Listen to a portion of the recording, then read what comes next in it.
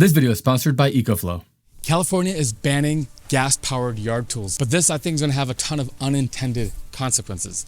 But are these tools even good enough for homeowners or professionals? We're going to figure that out because I've actually had electric yard tools for about 6 years, and I have some strong opinions about them. So let's figure this out together. I'm Ricky, and this is 2-Bit Vinci. All right, let's start with what we know so far. California is proposing banning the sale of new gas yard tools by 2024, which means that in about 6 months, you would have to only be able to buy electric. Now, the reasoning for this is because all these little leaf blowers and chainsaws, the little gas-powered things that you see around your neighborhood, all of those combined in California actually contribute more pollution than all the cars in California. In fact, a gas-powered leaf blower running for 1 hour has more emissions, more pollution, more junk in the air than a Toyota Camry driving from Los Angeles to Denver, Colorado.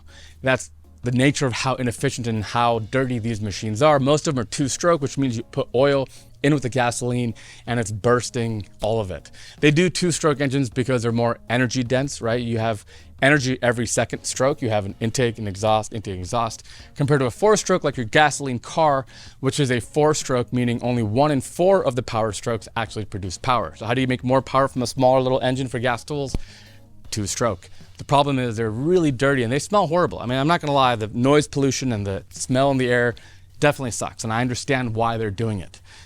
Is it a good idea? Are there unintended consequences for the professionals, the landscapers and gardeners who use these tools every day?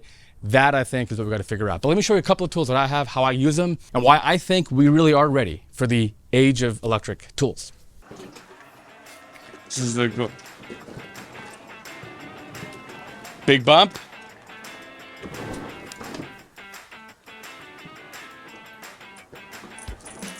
No problem. So first of all, zero turn means I could do this. As you can tell, the front wheels don't actually do anything. All the power comes from back here. The height is adjustable. Hey, Zuko. What's up, buddy? And come check this out. One of my favorite things is this wheel. It feels like a Formula One car with floppy pedal shifting, but this is how you engage reverse and turn it on. This means that everything's turned on and ready. And this is your pedal and the parking brake. But you have speed controls, and we're charged up. Oh, real quick before I get started on mowing all of this, and maybe over there on my mom and dad's little mini farm, here's how it all gets powered. So we mentioned the 56-volt architecture is awesome because it can power pretty much everything. And in the case of really high draw applications like this, you just add more batteries. The really cool thing is you can run this on just these 4 batteries. And if you have more to mow, well, you just add more batteries to it. So it all kind of just gets added in parallel, but the voltage of 56 volt applies and can power everything. Everything from little hedge trimmers all the way to a riding mower. So is it any good? Let's find out. I'm gonna mow everything that you see here. Let's go. All right. This is the height adjustment. I'll leave it up high until I get into the grass, and then I'll give it a pass, and then we'll adjust it from there. And engaging the blades is as simple as pulling up on this. One of my favorite things, when you stop to talk, there's no sound, there's no idling, and it just turns right up. Here we go. Blades are on. Here we go. So while I play a little footage of me mowing my parents' lawn with my zero-turn Ego lawnmower, let me tell you a little bit about what I've figured out so far. First of all, as a homeowner, I 100% would recommend the purchase of electric power tools. They're vastly more easy and reliable to use. No mixing gas and oil or anything else. Just charge the battery, throw it in, use your tools. I've had my Ego line for 6 years. Now, this video is not sponsored. I just happened to buy Ego tools back in 2017. In fact, I have an early YouTube video that we'll put a link to where I reviewed my leaf blower back in 2017, early days of this channel. I happened to pick a company that was early to the game. Now, there's tons of other people making these tools. But with Ego, good high voltage battery pack, that's really important. Make sure you have that. And 2, make sure that whatever tool you go with has a broad enough category of products. You have a snowblower or a riding lawnmower, whatever you might want. And 3, just buy a couple of batteries that you need, and then in the future you can buy tool only. And if you buy tool only, It's not that bad. For example, the next tool I want is a pole saw. It's a little saw, a little chainsaw with a pole extension to make it easier to cut little branches and twigs without getting the ladder and my big chainsaw. To buy the tool only a couple $100. Quite reasonable because I have the battery already. And when it comes to charging your tools on the go, your best bet would be a portable power station, something like a Delta Pro from EcoFlow to keep things topped off. But there's so much more to portable power stations than just power on the go. They're all about emergency preparedness. We are currently preparing for a hurricane in San Diego. Those are words I never thought I would say. We have Delta Pros from EcoFlow running our office.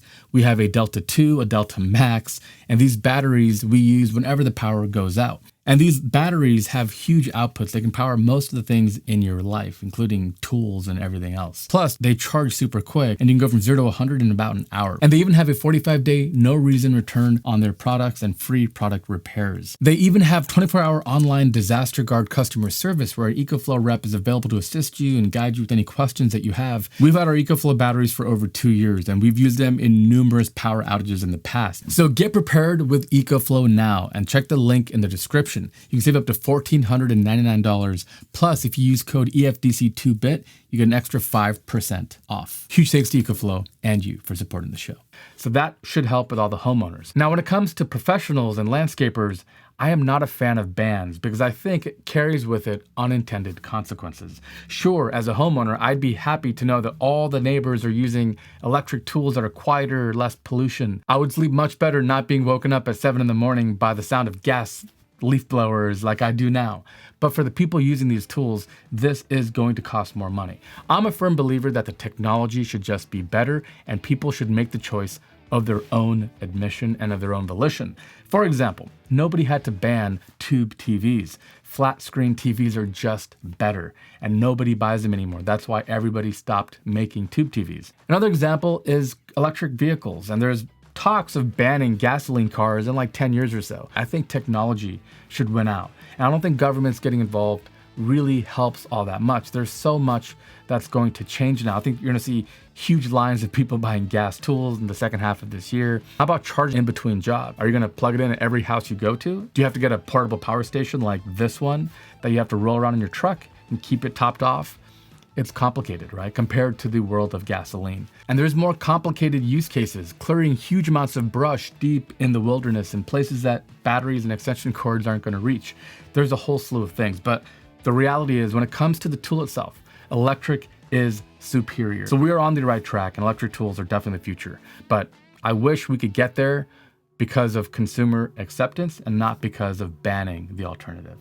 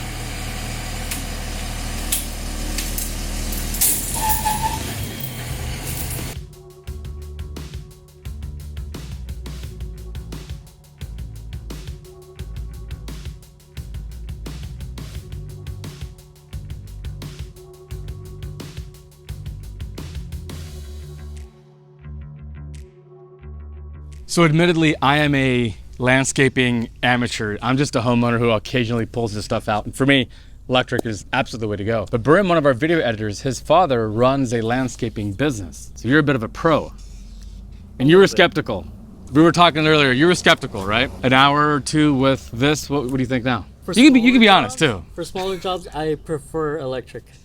Okay. Much less noise pollution, much less maintenance. It made quick work of a really thick trunk. I know. I didn't think it would do that good, honestly. But that doesn't answer the question that if you're one of the, I think the number is like 60,000 landscaping workers in California, that you're about to have to deal with a huge transition that's not cheap. Like I mentioned, this battery is a couple $100, and they're 12 amp hour. I just looked on Amazon. It's $500 for the highest capacity battery, but that's going to be expensive, right? And California does have some plans. They have a fund to help with this, but I think what I read, it comes out to about a 50% off of one tool per landscaper. It's not much. For professionals who know what they're doing, who keep their tools in top shape, it's got to be worrying. Is that fair? Do you guys talk about it? Like, what's the plan? Is there generally a little bit of worry that you have to go buy thousands of dollars of new tools? So yeah, re-outfitting or outfitting the whole entire operation is going to take 3 lawnmowers, 3 lawnmowers, 4 leaf blowers, 3 chainsaws, and they'll have to be different bar sizes, 3 weed whackers, 4 hitch trimmers, 2 like that one over there, Yeah. and the extended ones. Yeah, the pole saws and all that kind of stuff. Yeah. So that's you're describing, that's probably $4,000. So my advice in the very beginning was pick one brand, right? This video is not sponsored. You guys get whatever tools you want. But the reason I went with Ego is they had all the tools I wanted. They had that hedge trimmer. This was 6 years ago. They have a lot more tools now. But pick a brand that has all the tools you need, and then that has a good battery tech, right? Like all the batteries are very swappable. That way, when you buy a new tool, you can buy the tool only version without the battery and save some money. That way, you just need a couple of tools you can recharge.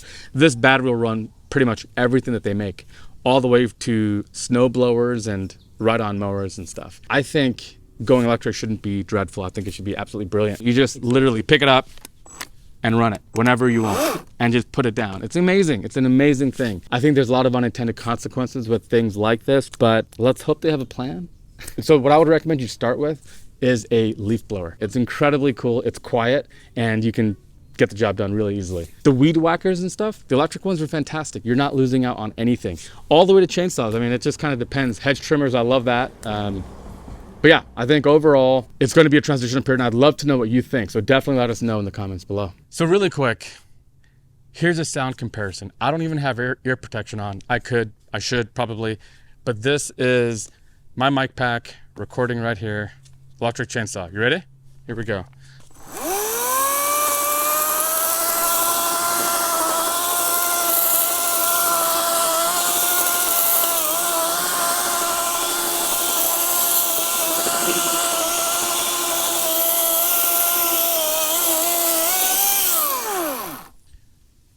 It's not quiet, but obviously it turns off when you're done. It doesn't make any idling noises.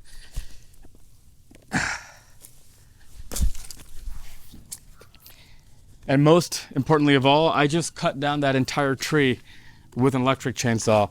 And here's the final battery state, by the way. We have about 80% remaining. That is a 10 amp hour battery. So this is on the bigger side, but it works. The really cool things we mentioned before, all their batteries work. They're all the same voltage. It's just the runtime that changes. You can get a small little battery to keep it lighter, which I probably should have done, but I really wanted to see, and I wasn't sure if it would last a full charge, but it did. Now, are these more expensive? Well, the batteries definitely are. You just have to charge them, and if you're a professional, you're a landscaper, and you do this every day, I'm super curious how it would work out for you. But for a homeowner, no maintenance, there's nothing else. This is the only tool that has any kind of maintenance. I have to put chain lube right there and sharpen the blades. When we first got this out, it wasn't cutting very well, and Brim was telling me that it was a bad electric chainsaw.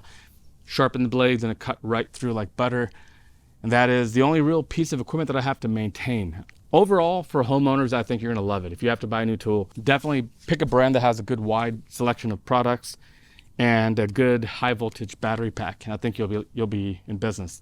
For the professionals, leave me a comment if you're a landscaper or this California ban is gonna affect you. I'd love to hear what you think, because I completely understand that it is going to be expensive, and I'm sympathetic. I completely understand. All right, so this is a look at electric yard tools. I'm a big fan. I've had this chainsaw for 4 years and most of my Ego tools for 6 years. Love them. They've been fantastic. All right, until next week, I'm Rico Da Vinci. See you later.